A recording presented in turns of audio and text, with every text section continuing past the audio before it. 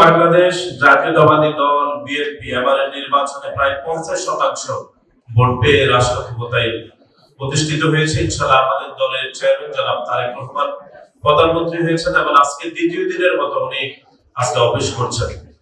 এবং একই সাথে যেটি আশঙ্কার কারণ সেটি হচ্ছে যারা বাংলাদেশের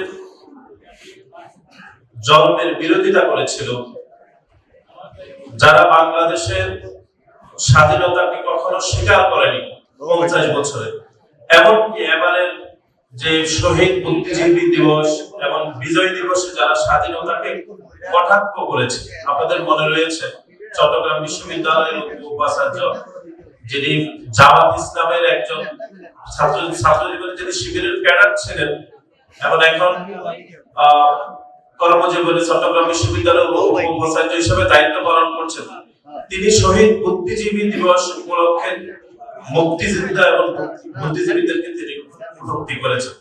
এবং জামাত ইসলাম যারা ধারণ করেন অথবা জামাত ইসলামের যারা এবারে সংসদ সদস্য হিসেবে দায়িত্ব পালন করেছেন, সকলেই চট্টগ্রাম বিশ্ববিদ্যালয়ের উপাচার্যের মতো শহীদ বুদ্ধিজীবী দিবস, মুক্তিযুদ্ধ, আমাদের সামগ্রিক বিষয়কে তারা সেভাবে ধারণ করেন।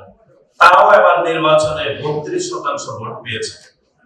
সুতরাং আশঙ্কার জায়গা হচ্ছে যে আমরা হয়তো ব্যাপক সংখ্যাগরিষ্ঠতা নিয়ে সরকার গঠন করেছি, কিন্তু একই সাথে এটিও আমাদের অত্যন্ত গুরুত্ব সহকারে ভবিষ্যতের জন্য অনুধাবন করতে হবে যে যারা এই দেশের স্বাধীনতা সার্বভৌমত্বের জন্য যারা বিরোধিতা করেছে, যারা এই দেশের জন্মই দেখতে চায়নি, তারাও কিন্তু 32% ভোট পেয়ে গিয়েছে যেভাবে।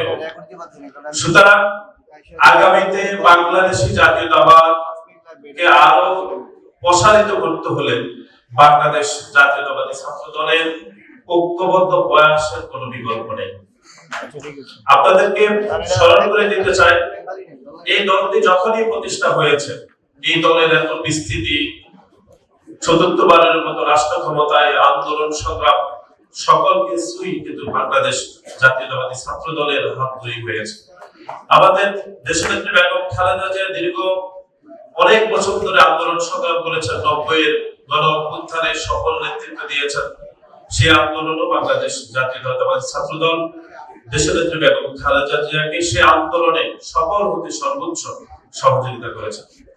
সুতরাং আমরা হয়তো 24-এর গণ অভ্যুত্থানেও বাংলাদেশ জাতীয়তাবাদী ছাত্র দল আপনারা সকলেই মাঠে থেকে আন্দোলন সফল করার আমাদের সকল প্রচেষ্টা ছিল, কিন্তু একই সাথে যে সামগ্রিক একটি ভোটের রাজনীতিতে বাংলাদেশ জাতীয়তাবাদী ছাত্র দলকে আগামীতেও অত্যন্ত গুরুত্বপূর্ণ ভূমিকা পালন করতে হবে। কিভাবে বাংলাদেশ জাতীয়তাবাদী দলকে রাষ্ট্র ক্ষমতায় আনা যায়, নতুবা বিশেষ করে তরুণ প্রজন্ম যারা ভবিষ্যতে বাংলাদেশের প্রতিনিধিত্ব করবে, যারা বাংলাদেশকে এগিয়ে নেওয়ার জন্য আমাদেরকে পথ দেখাবে, তাদেরকে বাংলাদেশ জাতীয়তাবাদী ছাত্র দলের রাজনীতিতে আমাদেরকে নিয়ে আসতে হবে।